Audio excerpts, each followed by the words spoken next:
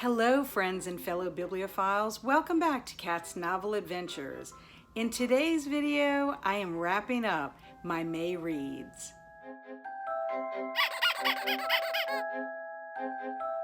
May was a zomborific reading month for me, partly because I hosted Zombiethon, a readathon, watchathon, month-long event where you read and watched all things zombies.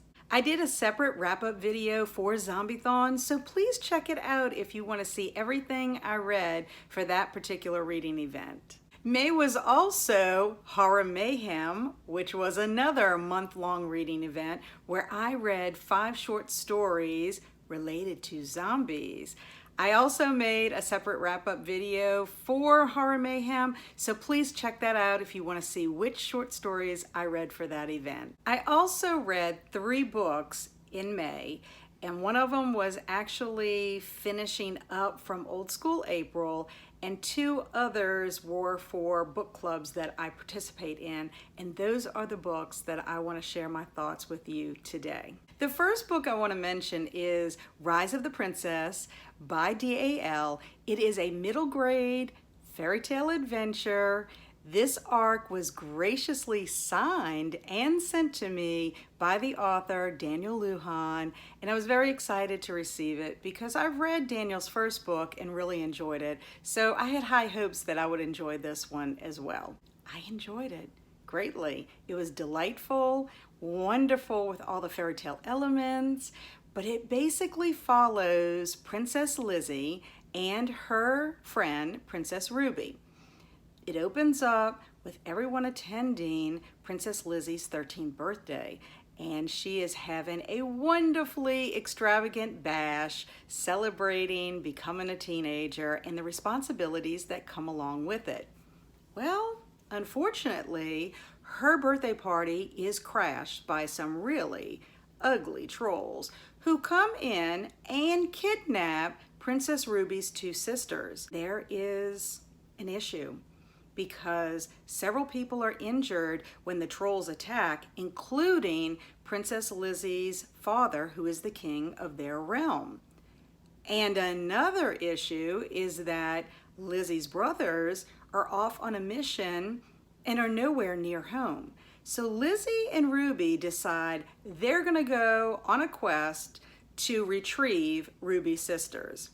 Well, they do have a little bit of help from Lizzie's fairy friend Blake. But I loved it because there are delightful creatures that are in the woods along the way, and there are some not so delightful creatures as well. But I love the magic, I love the fairy tale elements, there was lots of humor, there was lots of heart, there are some heroics in there, and I really was very happy to be able to add this to my Old School April reads, because even though I didn't finish it in April, I did start it. It was counting for the bonus prompt with neon on the cover, and look how pretty that cover is. But I did finish it right at the beginning of May. So I gave it 4 stars. I think it was wonderful. The only thing I wish that Daniel would have included in the book was maybe a map of the different realms so that you could get a visual of it, and also maybe a diagram of the different families that were over the realms. I think that would have helped me out because there were a lot of different characters in it. But you know me, I do love a lot of characters. There are also some beautiful illustrations in here. I would highly recommend anyone who loves middle grade and loves fairy tales, check out Rise of the Princess by DAL. The next book I want to mention is Good Night, Mr. Tom by Michelle Magorian. This is a middle grade historical fiction novel. It was the March-April book selection for the FOMO book club. I lucked out because they didn't have their book club meeting until like May 7th. So I had plenty enough time to finish it and attend the book club meeting, which was wonderful. This story takes place on the brink of World War II.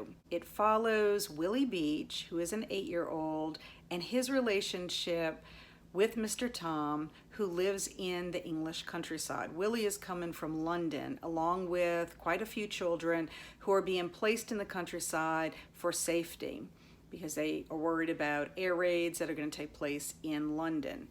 Well, Mr. Tom is kind of a curmudgeon. He's kind of isolated himself away from others in the community. And this has happened since the death of his wife. She died during childbirth along with the baby. And so he's kind of lived quite a while by himself. Willie is going to be placed with him. Mr. Tom soon discovers that Willie comes from a really bad home life situation. He lives with a single mother, and he discovers that Willie has been abused, and he's very timid, very shy. Mr. Tom pretty much has to bring Willie out of his shell, along with the help of many people in the community, including some of the children, as well as another evacuee named Zach. Michelle Magorian does a really fine job with her character development. The setting of this little town in the countryside, Little Werewold, is wonderful. I just wanted to visit it. It just seems so awesome. But I love the relationships between Mr. Tom and Willie. He really does blossom. Both of them actually blossom because of their relationship. I love the relationships with Willie and Zach, as well as the other children in the community. There are many lighthearted and fun moments in the novel, but there are also some really tragic and dark moments as well. I cried several times throughout this book because it just, breaks your heart at some of the things that Willie experiences. But I would highly recommend it to anyone who loves that era, that World War II era. If you love reading middle grade, apparently this is required reading in England, according to the ladies with the FOMO book club. I had never heard of this, so I'm so happy that this was a selection that they had chosen. This story really shows the triumphs of the human spirit. I would highly recommend reading it. However, please have a box of Kleenex handy because I really do think it's going to tug at your heartstrings. I gave this story 5 stars, and I really am interested to read some more of Michelle Magorian's work in the future. The last book I want to mention is The Ogres and the Orphans by Kelly Barnhill. This was the May selection for the new middle grade March book club, and what an awesome book to kick off their book club. This is a fantasy for middle schoolers. It has fable-like qualities to it. It takes place in a little village called Stone in the Glen. There are many characters, including the ogress, the orphans, the other townspeople, and a very showy mayor who seems to have something up his sleeve. However, I really enjoyed it. It starts off where you have this mysterious narrator who is kind of telling the story of the ogress and how she came to be close to this village. She kind of lives on the outskirts, on a farm, an abandoned farm near the woods, and she observes what's going on in the town. Well, the townspeople had a really thriving town. They had wonderful businesses, they had a beautiful library and school, there's an orphanage there, and everybody was just enjoying their life. And then a dragon comes to town and burns down the school, the library, causes lots of damage to the town. It pretty much leaves the townspeople not very hopeful, kind of suspicious of their neighbors, and there's not as much to eat, there's not as much to do. There's a lot of really odd rules that the mayor wants them to follow, although the mayor lives in a lap of luxury. You meet the orphans who live in the orphanage, and they are living with an elderly couple called Matron and Myron who care for the children, but I love, love, love the relationships that are in this story with the orphans. Then you also have the ogress, who we learned quite a bit about. She lives, like I said, on a farm, and she has plenty of sheep. She goes out and forages for nuts and berries. She loves to bake. She loves to make her little farm homey. She also has a bunch of crows, a murder of crows, that hang out with her as well.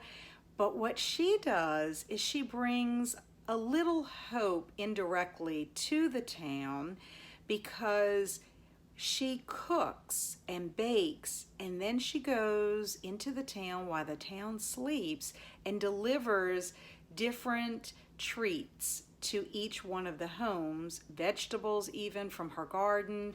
And so this kind of really does help, especially the children at the orphanage. Unfortunately, one of the children decides to leave the orphanage so that one of the other children do not need to leave because of an age restriction law that they have. Well, because of that turn of events, there are some, led by the mayor, who want to try to get rid of the ogress. And all kinds of craziness happens at that point. But I loved it. It is, a long novel. However, I didn't mind it because I just really loved Kelly Barnhill's writing. This is the first book I've ever read by her, and her writing is so beautiful. Her character development is well done. She really can weave a fantastic story. I will say that in the book club meeting, it was mentioned that there was some political undertones in it. I didn't get that until it was mentioned in the book club meeting. But I will say it didn't bother me. I loved the story as a whole. I loved all the descriptions. And like I said, she writes very, very well. And I look forward to reading other books by her, because apparently she is the author of The Girl Who Drank the Moon, which is supposed to be a fantastic middle grade story. I gave it 5 stars. I can't say much more about it except that it really truly is a story about community, about family, about friendship, about people working together and coming together. It's also a book where it gives you the message that you really shouldn't judge a book by its cover. Also, I will say there's a lot of descriptions that has to do with reading and the importance of books, which I love. Anyway, I really do highly recommend checking out The Ogres and the Orphans if you like middle grade fantasy books that have a message in them. Well, friends, that's a wrap on my May reading. Have you read any of the books I mentioned today? If so, let me know what your thoughts are in the comments below. As always, thank you so much for stopping by. I really do appreciate you and your time. Until our paths cross again, stay amazing and be adventurous.